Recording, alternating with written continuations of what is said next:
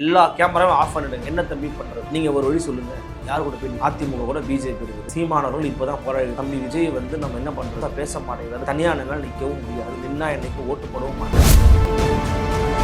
காங்கிரஸ் பிசிகாவும் இல்லைன்னா திமுகவால ஜெயிக்க முடியாது. காங்கிரஸ் இல்லைன்னா திமுக காலி. காங்கிரஸ் இருந்தா தான் உங்களுக்கு ஆட்சி. இன்னும் எதிர்கட்சி தான். நீங்க மூளை முடுக்கெங்கும் பட்டி தொட்டி எங்கும் ஒரு இடத்துல கைச்சலத்துக்கு ஓட்டு இருக்க முடியவே முடியாது. காங்கிரஸ் இல்லாமல் திமுகவால் ஜெயிக்க முடியாது, முடியவே முடியாது. தேர்தல் நேரத்தின் போதுதான். அதன் பிறகு என்ன கூட்டணிக்கு தர்மோ அதர்மோலாம் ஒரு மண்ணாங்கட்டியும் கிடையாது. ஒருவேளை அதிமுக வந்து பாஜக இடம்பெறாமல் இருந்திருந்தால் பிசிக அதிமுக இடம்பெற்றிருக்கும். கட்டாயம் இடம்பெற்றிருக்கும். நானே சொல்றேன். ஒருவேளை ஆயத்தரந்தா எடப்பாடி அதுக்கு தான் அவங்க கூட்டு வச்சிருக்காங்க. இப்போதைக்கு சொல்லிட்டாங்க, கம்முன்னு இருங்கய்யா, நாங்க சொல்றதை மட்டும் செய்யுங்க, தேவையில்லாம பேசாது. நாளைக்கு நான் அண்ணன் கூட கூட்டணி கூட வைப்போம், அமைதியா இருங்க. அமைச்சர் சொன்னா எடப்பாடி கேட்பாரு, அமைச்சர் சொன்னா டிடிவி கேட்பாருன்னு சொன்ன எடப்பாடி கேட்பாரு. கூட்டணிக்கு உழைவைக்கும் முயற்சி, தற்கொலை முயற்சி, அது வந்து பிசிகாவை கேவலமாக மலினப்படுத்தக்கூடிய ஒரு முயற்சி. ஒருவேளை பாமக அப்படிதான் வந்து பாஜகவுக்கு ஆட்சியில பங்கு கொடுக்க மாட்டாங்க. அப்படி கொடுத்தாங்கன்னா அது அதிமுகவின் அழிவின் ஆரம்பம்.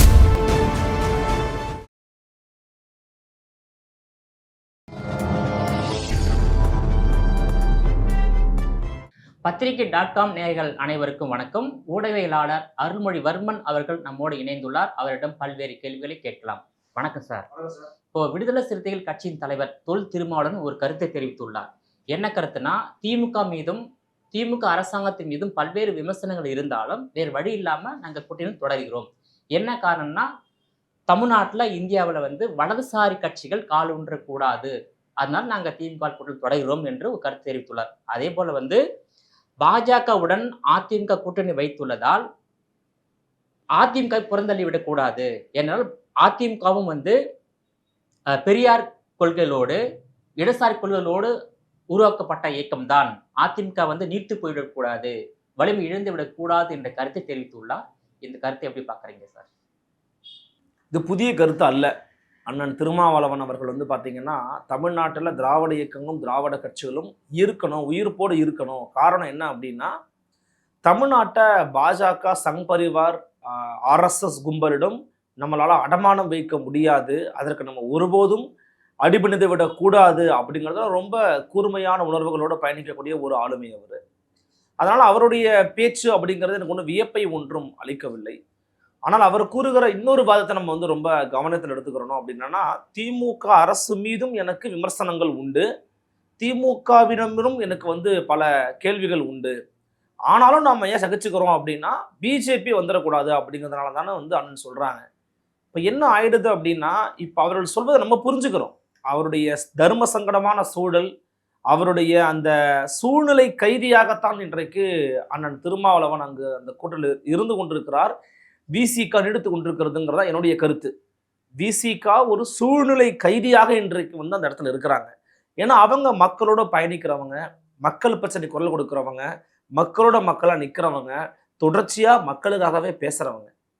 இப்படி இருக்கிற ஒரு கட்சி நேற்றைக்கு பேசிட்டு நேரத்தில் கூட வந்து பார்த்தீங்கன்னா, இன்னைக்கு காலையிலும் கூட நினைக்கிறேன், குண்டுக்கட்டாக தூய்மை பணியாளர்களை தூக்கி கொண்டு காவல்துறை தன்னுடைய வாகனத்தில் ஏற்றி கொண்டு செல்கிறது.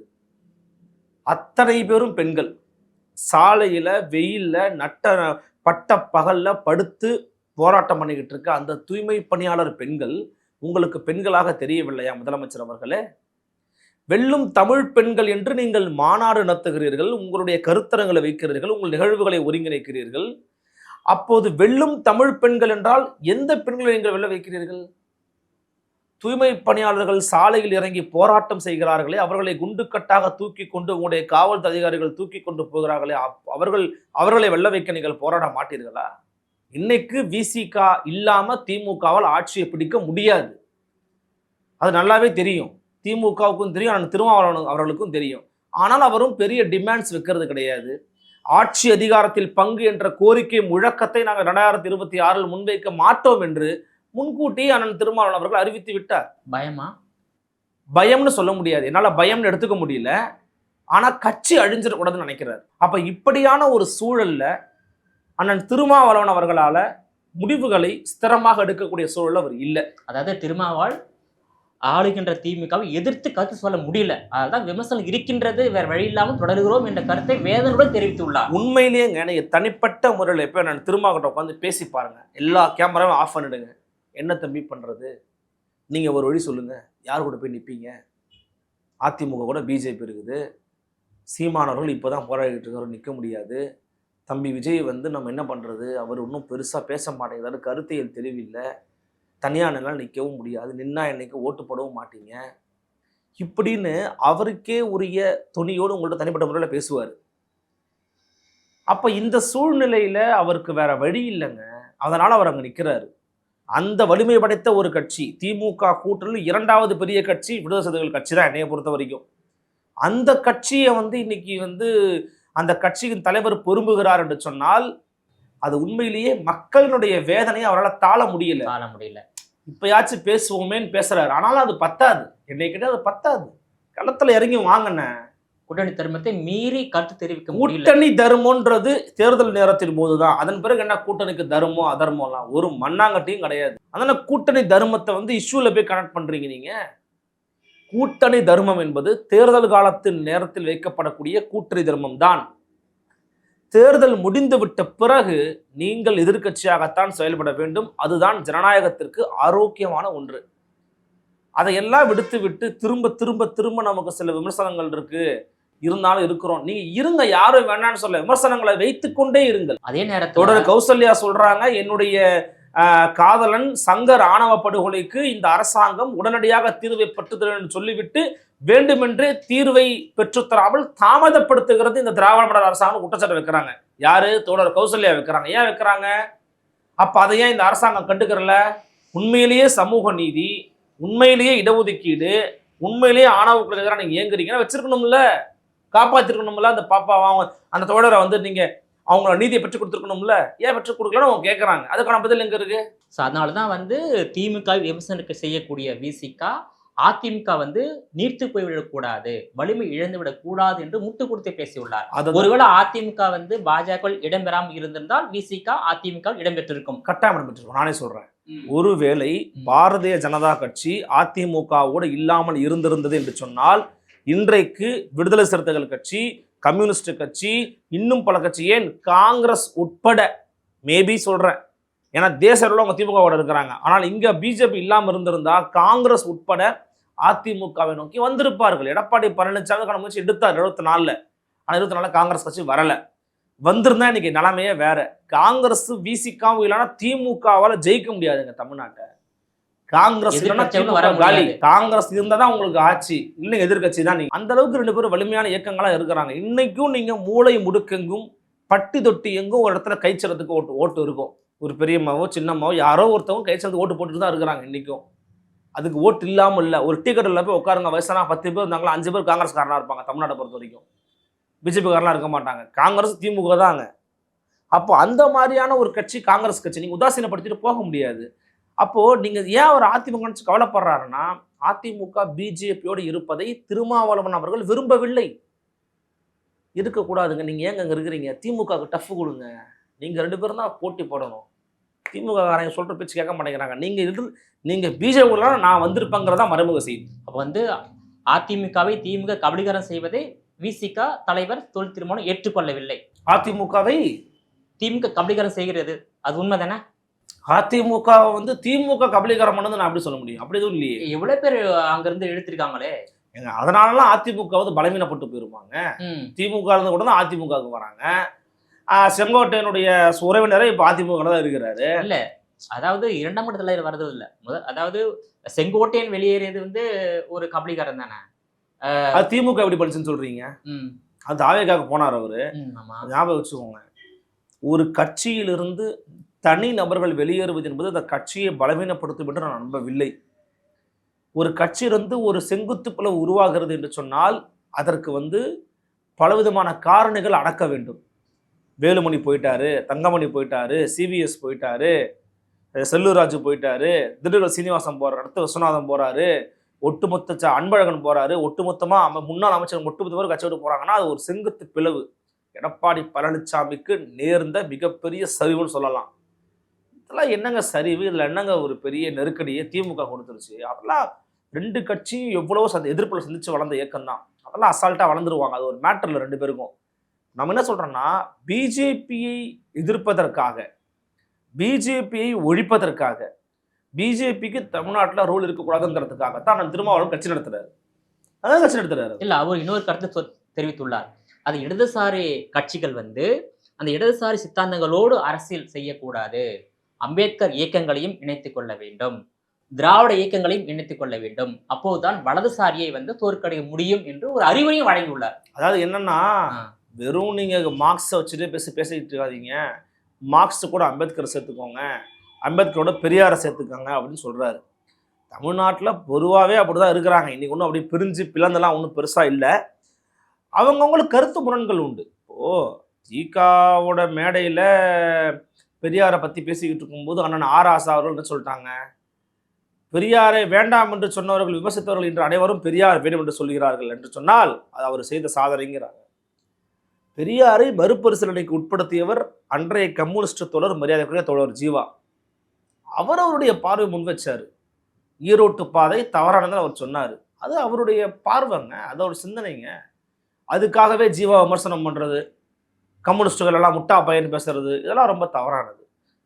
பெரியாரை ஏற்றுக்கொள்வதும் எதிர்ப்பதும் அவரவருடைய தனிப்பட்ட விருப்பங்கள்.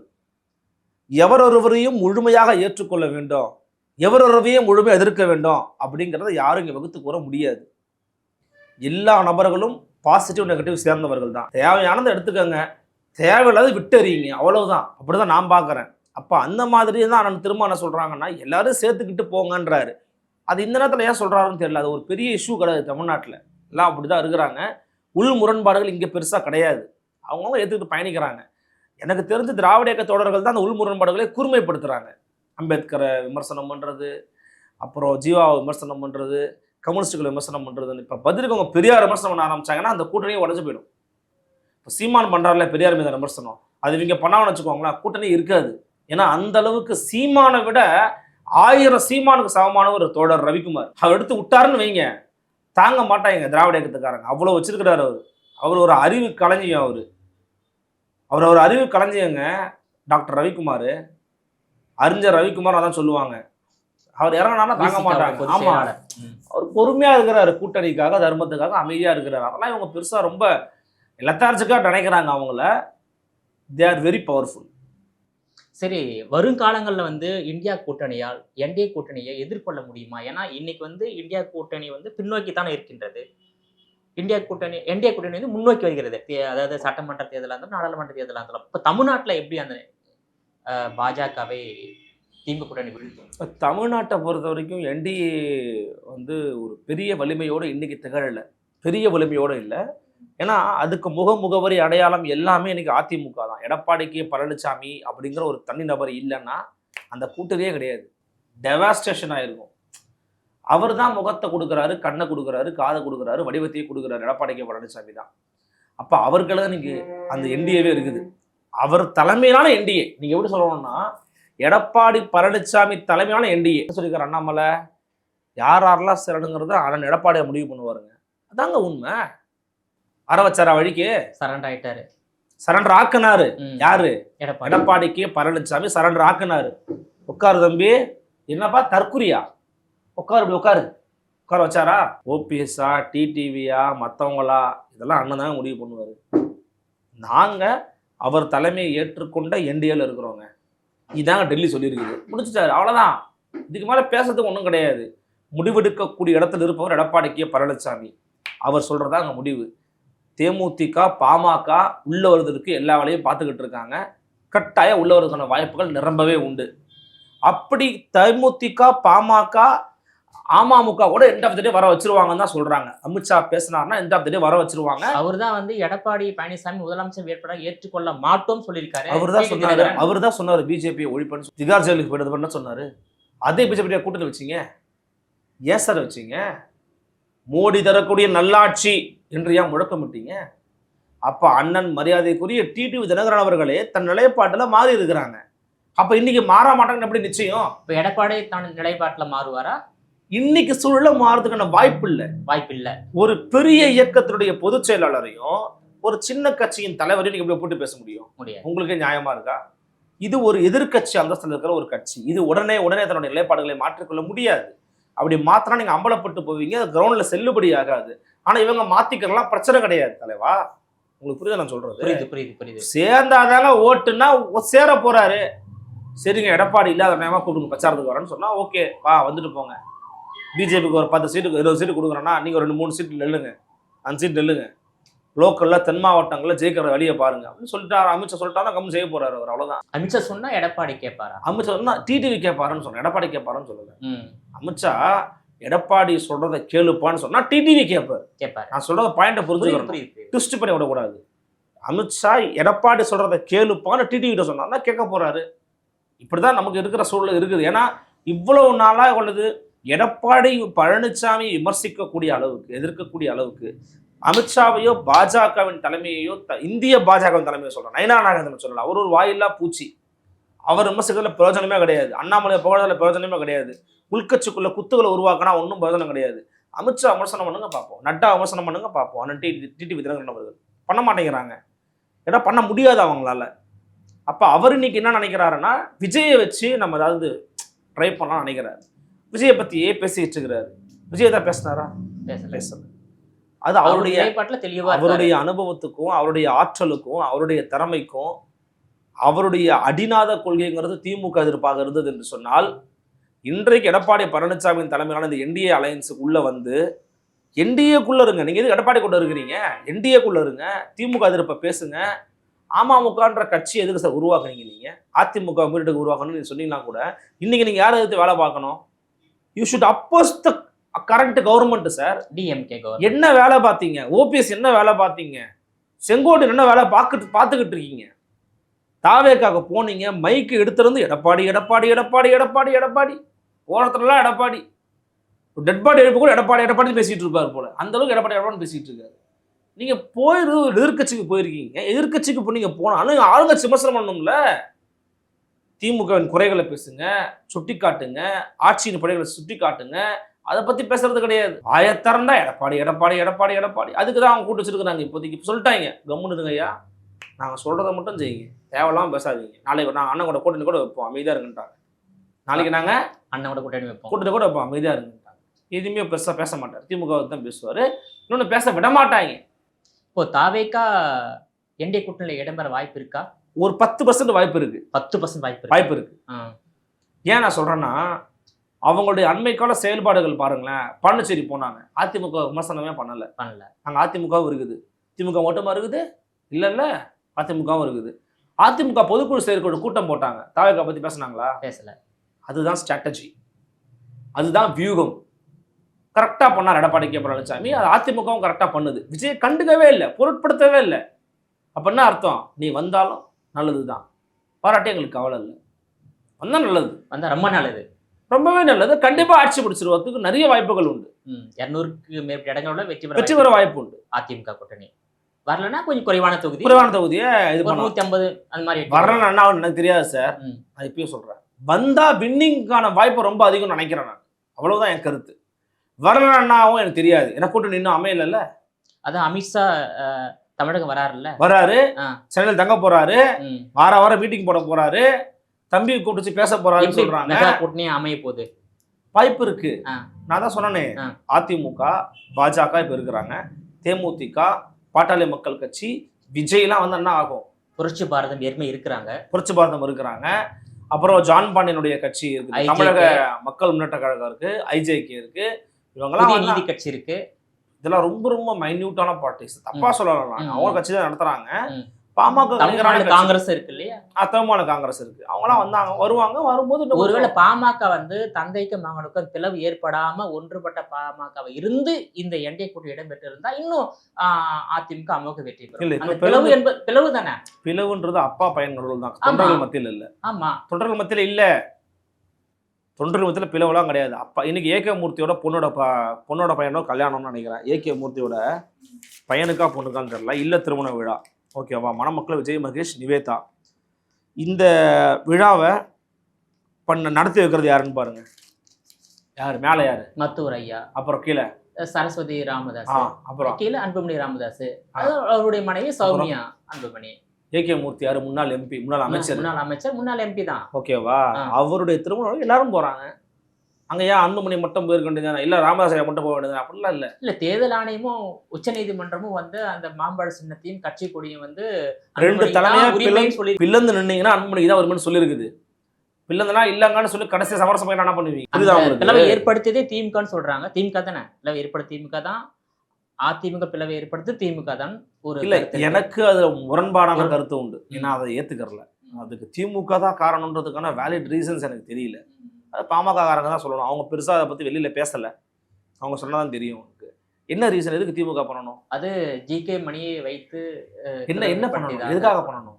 இல்ல, ஒரு கட்சி பலவீனப்படுத்த ஜெயிக்க முடியும் என்ற அரசியல் நோக்கம். இந்த பக்கம் கூப்பிடுறாங்களா, கூட்டணிக்கு கூப்பிடுறாங்களா? எதுக்காக அதை அவங்க செய்யணும்? திமுக ஏன் செய்யணும்? அன்புமணி தான் சொல்லியிருக்காரு.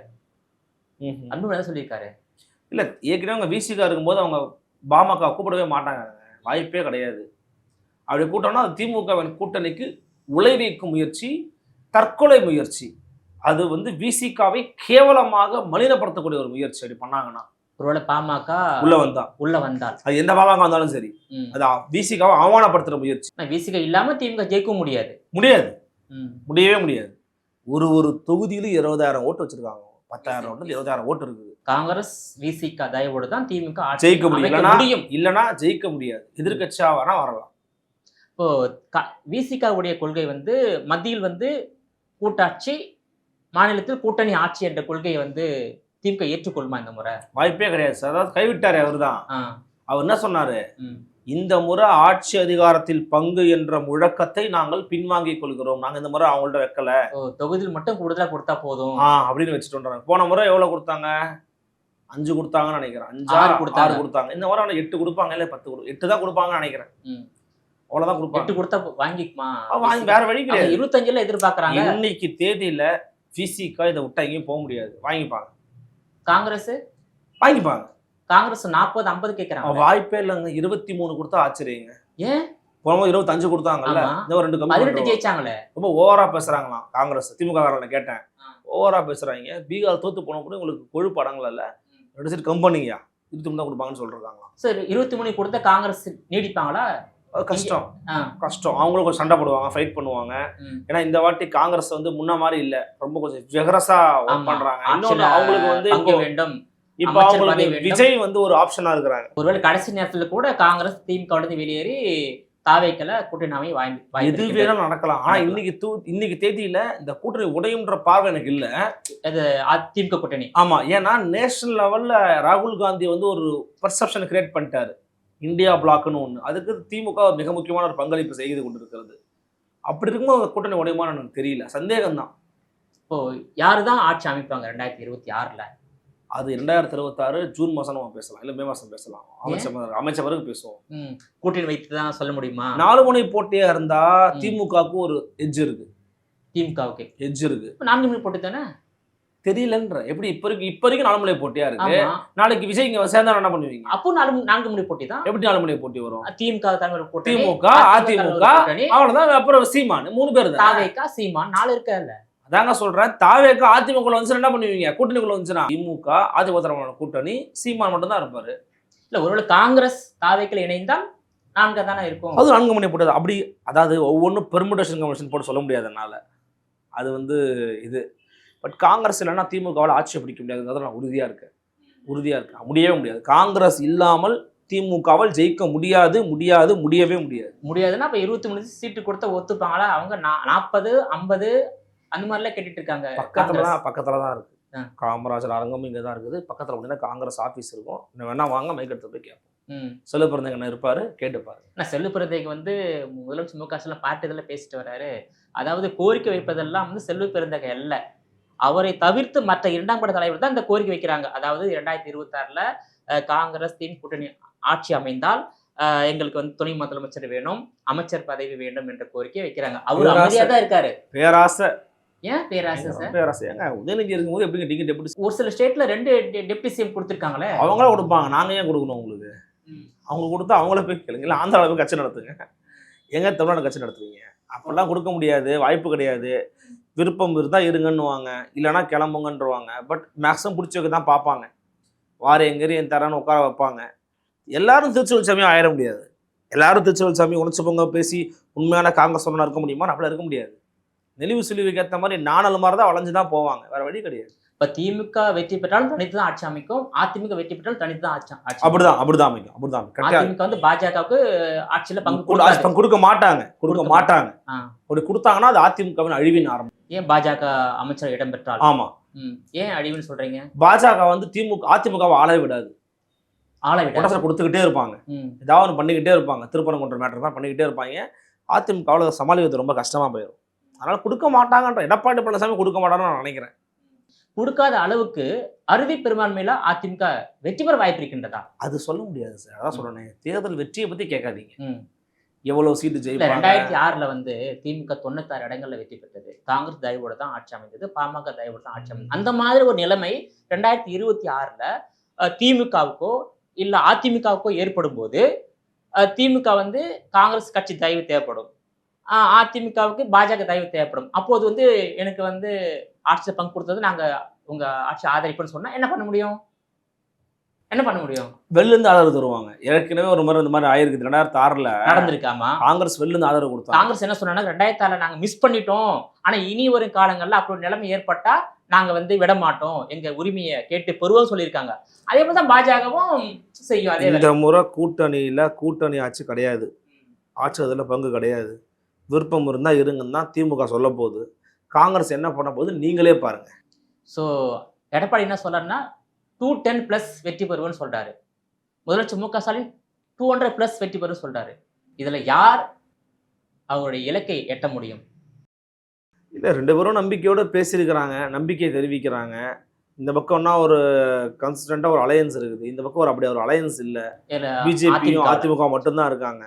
அதை வச்சுக்கிட்டு மட்டுமே ஓட முடியுமான்னு எனக்கு தெரியல. கட்டாயமாக உங்களுக்கு வந்து பாமக தேவை, அப்புறம் டிஎம்டிகே தேவை, மற்ற ஆட்கள்லாம் தேவை.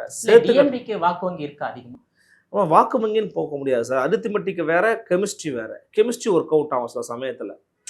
உங்களுக்கு புரியுதா? பிரேமலதா விஜயகாந்த் ஒரு நல்ல ஒரு பரப்புரை பேச்சாளர். கெமிஸ்ட்ரி ஒர்க் அவுட் ஆகும், அவங்க நீங்கள் அங்கெல்லாம் யூஸ் பண்ண முடியும். தேமுதிகக்காரங்க விஜயகாந்த் ஃபேன்ஸு இந்த சிம்பத்தி நிறைய இருக்குது, சிம்பத்தி ஓட்டர்ஸ் இருப்பாங்க. அது மாதிரி நீங்கள் எல்லாத்தையுமே வந்து இவங்களுக்கு ஓட்டு இருக்கா அவங்களுக்கு ஓட்டு இருக்கான்னு கேட்டுட்டு இருக்க முடியாது. ஒரு ஓட்டும் கூட ஒரு வாக்காளர் ஒரு எம்எல்ஏக்கு தேவை. தெரியுமா? டி நகர் சத்யா எவ்வளோ ஓட்டு தோத்தார் தெரியுமா? 147. 147 ஓட்டில் எம்எல்ஏ பதவி போச்சு. ஏன் போச்சு? அப்பாவுக்கு வந்து 42 வாக்கு வித்தியாசத்தில் தோத்தாரு. யாரா? அப்பாவும். ஆமாம், அடுத்து ஃபைட்லாம் பண்ணார் அவர். ஸோ நம்ம அப்படி யோசிக்கக்கூடாது, வாக்கு வங்கி இருக்கா இவங்களுக்கு இருக்கான்னு. அது ஒரு கட்சி, அது ஒரு எதிர்கட்சியாக இருந்த ஒரு அந்தஸ்து இருந்த கட்சி, அதை மதிக்கணும். கட்டாயமாக அதெல்லாம் வந்துச்சுன்னா அவர் சொல்கிற மாதிரியான ஒரு ஃபைட் கொடுக்கறதுக்கு நிறைய வாய்ப்பு இருக்கு. இப்போ தாவேக்கால வந்து திமுக பாதிப்பு தானே, வாக்கு வங்கி சரி. திமுகவோட கோர் ஓட் பேங்கை தாவேக்கா உடைக்கிறதுன்னு தான் பேச்சு இருக்கு. ஆன்டி டிஎம்கே ஓட்டை மட்டும் இல்லை, ஒரு டிஎம்கே ஓட்டை உடைக்கிறாருன்னு சொல்றாங்க. அதை எப்படி திமுக எதிர்கொள்ள போகுதுன்னு தெரியல. அவங்களுக்கு அதற்கு சூத்திரம் இல்லை. அந்த வாக்குகளை அதிமுக அறுவடை செய்யுமா?